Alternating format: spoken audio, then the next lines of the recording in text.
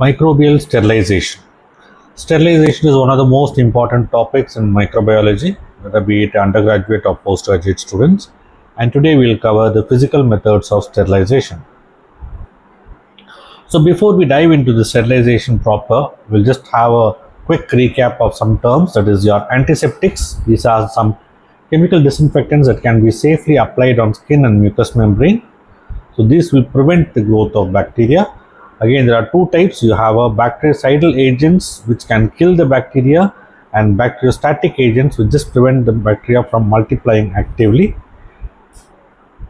This particular agents at a particular concentration, that is the lower concentrations, it will be bacteriostatic agents. At a higher concentration, they can act as bactericidal agents. So before going into the process of sterilization, there are some steps which we will cover. The first one is to clean, that is basically removing the soil, dirt to reduce the microbial burden.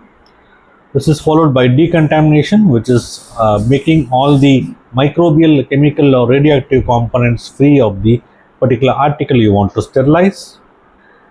In between this and the disinfection come a part which is called as asepsis, that is prevention of infection in a wound or tissue. The same thing if you do on a non-living thing, it is a process of disinfection. Finally, the gold standard is a sterilization. So let us see what is sterilization.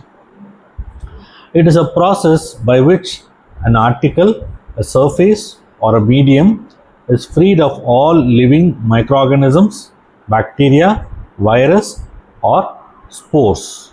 This process is called as sterilization.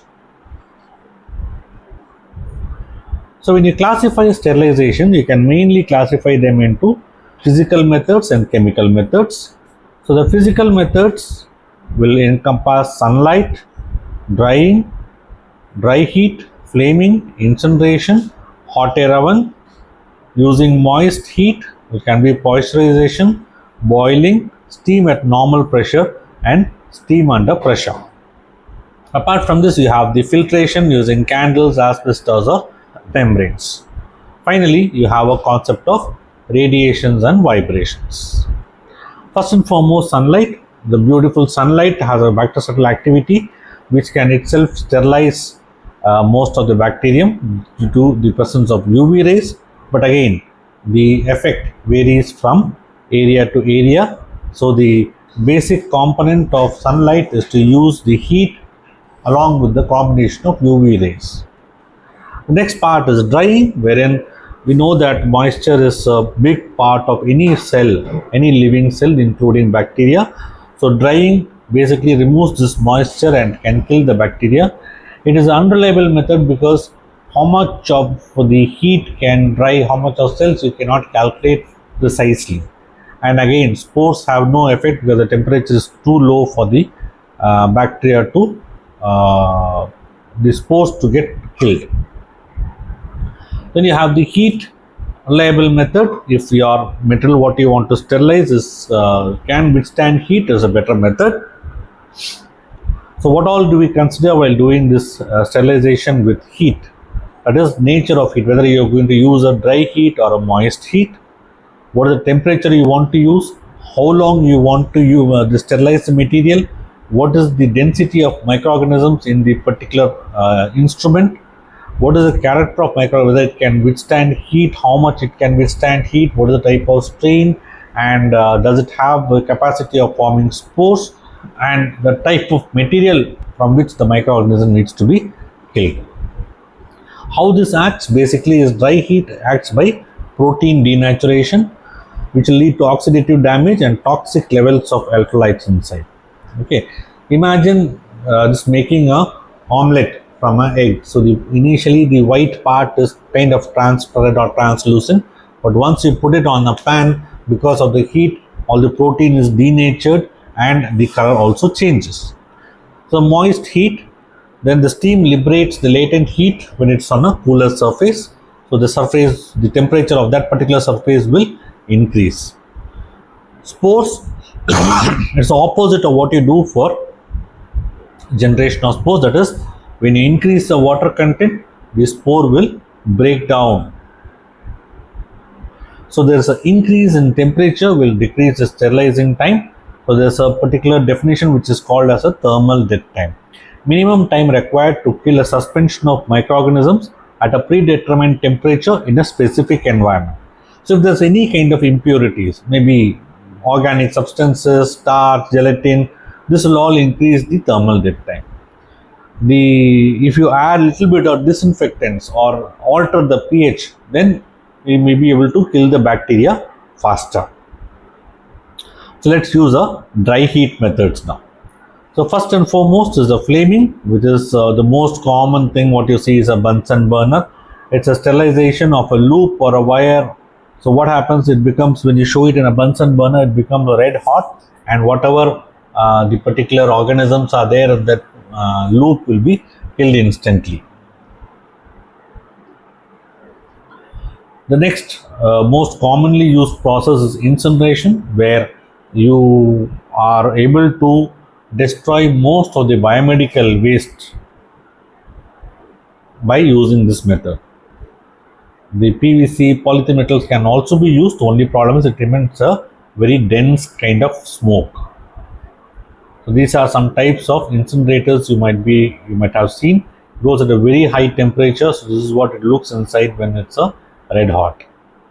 The next most important thing is the hot air oven, which is a widely used method in laboratories. It uses around 160 degrees Celsius for 2 hours for sterilizing the material kept inside it. So what all can you sterilize? You can sterilize glasswares, instruments, cotton swabs, paraffin, all these things. You can alter the temperature, then you will be able to sterilize these particular items. So what does it contain? It contains a metal cabinet which is heated by electricity by using some elements in the wall of the cabinet, just like your heater, and the air, which is a very poor conductor of heat. So what they've given a fan inside, so it will keep rotating, and it will distribute the air uniformly. And to monitor the temperature, there are some gauges kept in the hot air oven. What you should do and you can't do with a hot air oven, you have to arrange the materials properly in a manner so as to allow free air circulation. The glassware should be dried before keeping it inside, and ideally you can cover it up in a paper. Don't keep rubber materials. Ophthalmic instruments at a high temperature, they will lose the sharpness. Cotton plugs, you need to handle them, analyze the temperature, and after you finish the process of sterilization of the recommended 2 hours, don't open it immediately because this can crack the glassware. So wait for some time, let the temperature come down, then you can retrieve the metals kept in a hot air oven.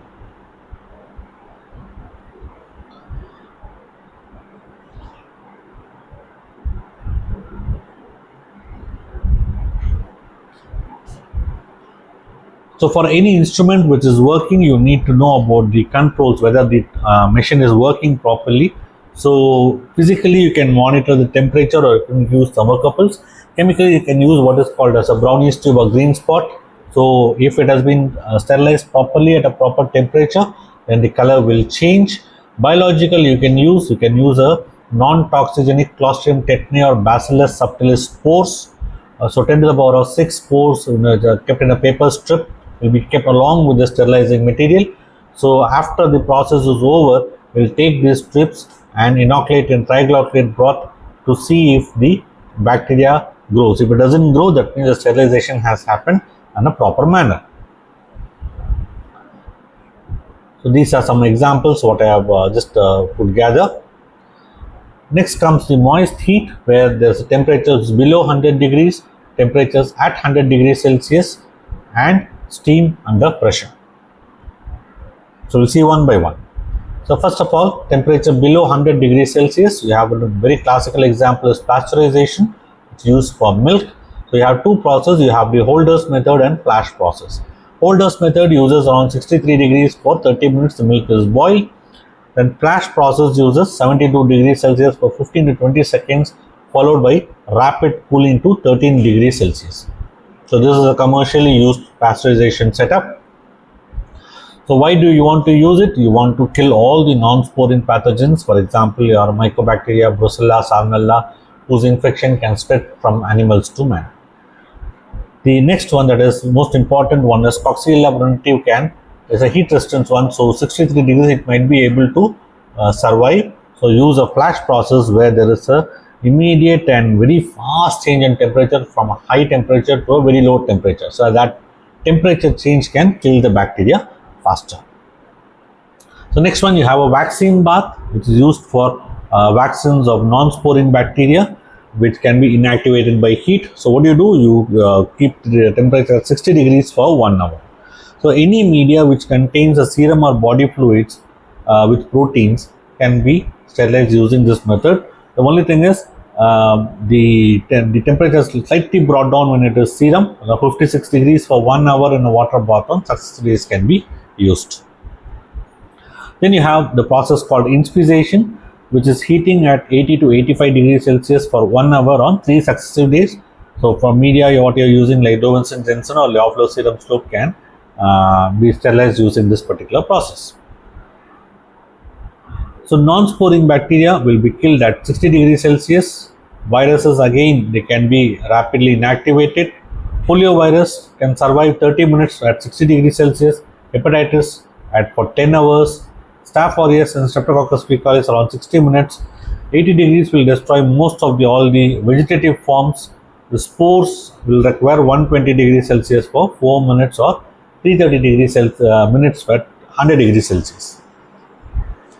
So next you have the temperature at 100 degrees Celsius. The first one is boiling, the most common method. All vegetative bacteria will be killed at 80 to 90 degrees Celsius. If there are spores formers, then it will require more time for that. Okay. And you should use soft water. So you maybe add 2% sodium by cup along with the water to make it a bit more amenable for this particular process. You immerse the complete material, whatever is there inside, and do not open the lid during the boiling process. Nowadays, nobody uses this method for surgical instruments. Now, the best method is to autoclave, that is 121 degrees for 15 minutes under 15 pounds pressure. So that is called as a gold standard method. So this is the age-old boiling setup, which you can maybe you would have seen in your olden day ophthalmology clinic setups, where you can see this kind of method being used. Steam at 100 degrees. So the best example is a Koch or Arnold steamer, where the medium and the machine gets sterilized at the same time, and maintenance is very minimal. So this is a classical example where we are going to have this water filled up in this particular area. So when this water boils, we will keep all the metals you want to sterilize in these trays. So when this water boils from here, basically the steam will sterilize this whole compartment and also sterilize the metal which is kept on these lids. It will go and hit on the lid, which is much more cooler in temperature. It will get condensed there. It will again come down to the same bottom part, again get into steam, converted into steam. Again the process keeps on continuing. So it's made up of copper. It's an airtight conical lid to condense the steam, and then, as I told you, it will keep on the process, the material and as well as the container will get sterilized at the same time. So next you have a tindelization, which is called as an intermittent sterilization. So first day, what do? You heat it to a particular temperature, so it will kill all the vegetative bacteria. Then next day, whatever spores are available, they will germinate. So again, we will repeat the process on second and third day. So this method will not be very successful for anaerobic bacterial spores and thermophiles. The most important method or the gold standard method is your steam under pressure, which is with an autoclave. So whenever water boils, the pressure produced by the vapor will equal your atmospheric pressure. So when you close the container, so what will happen? The pressure increase. So when the pressure increases, the water which should boil at 100 degrees Celsius will start boiling at a higher temperature, not at 100 degrees Celsius. This will produce a saturated steam, which is much more penetrative power is higher.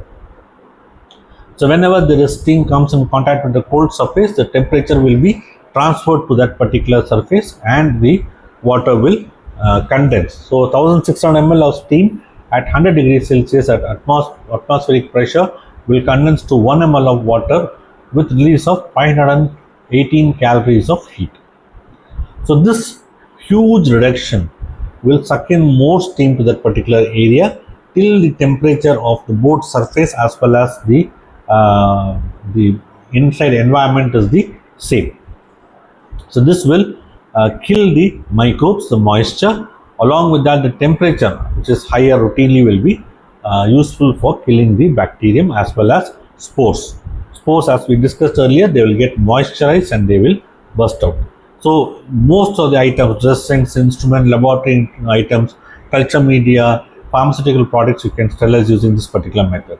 There's a classical laboratory autoclave. There is a vertical types, there are horizontal type, different types of autoclaves are there. So the most common types what you have is laboratory autoclaves, hospital dressing sterilizers, bowel and instrument sterilizers, rapid cooling sterilizers. Now you have the gravity displacement autoclaves as well as high vacuum sterilizers.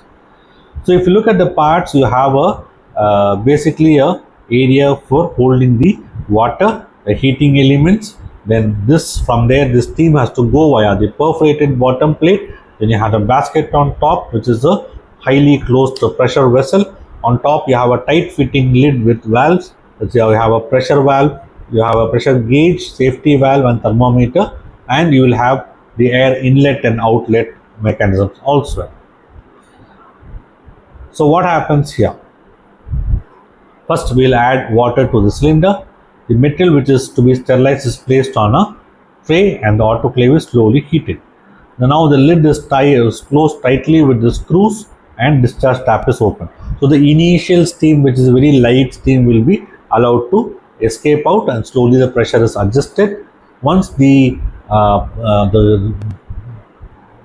air steam mixture slowly escapes out, and when the dense steam starts coming, we'll close the discharge tap and we'll allow the time, that is whatever temperature you want plus the pressure and the time setting will be started.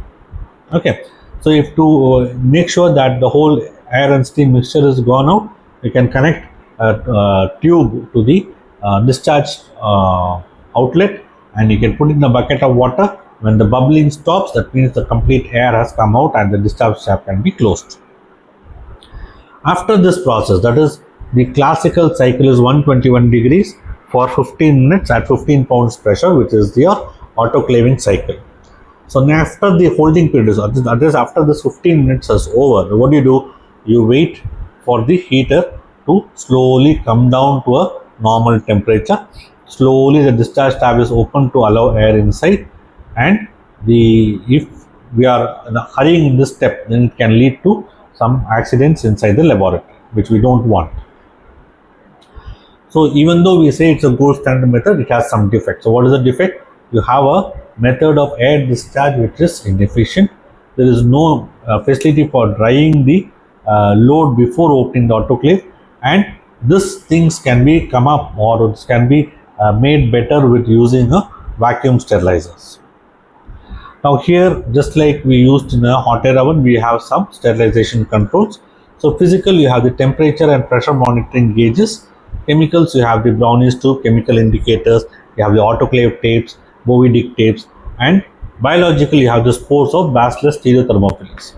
So this thing can grow till 119-120 degrees. So we keep it at 121 degrees to make sure that the spores are evenly killed.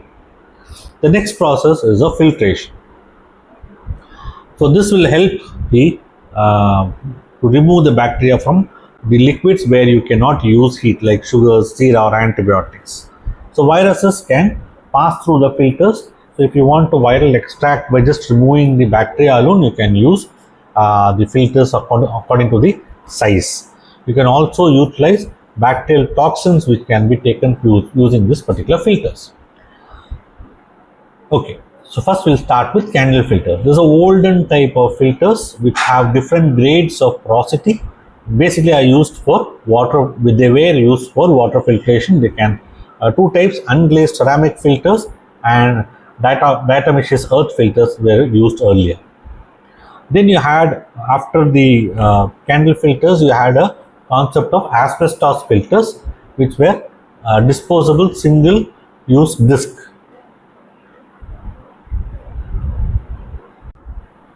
Now they have a high absorbing capacity. They will alkalize the fluids, but the problem was that they had a huge carcinogenic potential, so they were abandoned.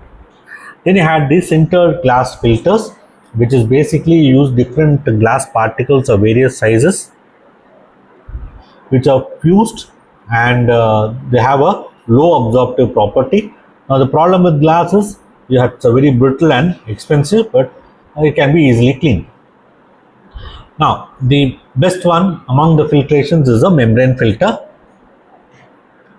where you use the cellulose esters or polymers, and they are different sizes. So the most common size is 0.22, which is a normal size which is used for filtration method. So this is what it looks like. So this is the commercial membrane filters, which can be used for any vaccines or antibiotics. All those things can be used. The next process is of radiation. Radiation, you have two types. You have the non-ionizing radiation, you have the ionizing radiation. Here, non-ionizing, you have the electromagnetic waves which are used. These have a higher wavelength than a visible light, and the heat is generated. It can be infrared radiation. So for pre-packed items, a commercial sterilization of syringes, catheters, all these things can be used. Ultraviolet rays can be used for sterilization of operation theaters and laboratories. Then you have the ionizing radiation, which is basically X-rays, gamma rays, and cosmic rays, which can be used to kill the DNA. They have a very high penetrative power. Since they do not increase the temperature, this is termed as a cold sterilization. Again, this can be used for sterilization of syringes, swabs, catheters, animal feeds, cardboards, oils, greases, fabric, and metal foils. The vibrations method, they are known to have a bactericidal powers, but results can vary according to the environment, and microbes can also have a different kind of a reaction to this particular ultrasonic and sonic vibrations. So practically they don't have much of a value. This is the most important table what you all of us have to remember, that is Paulding's classification of medical devices. Here we would have classified the metal into three types: critical devices, semi-critical devices, and non-critical. We will start with the non-critical ones, those things which come with a contact with the intact skin. So in this, it is enough if you just do a disinfection. Okay, say for example BP cuff. Okay, so that doesn't go inside, so it is just on the skin, so disinfection is enough. Then you have the semi-critical devices which come in contact with the mucous membrane of body fluids. You need high level of disinfection.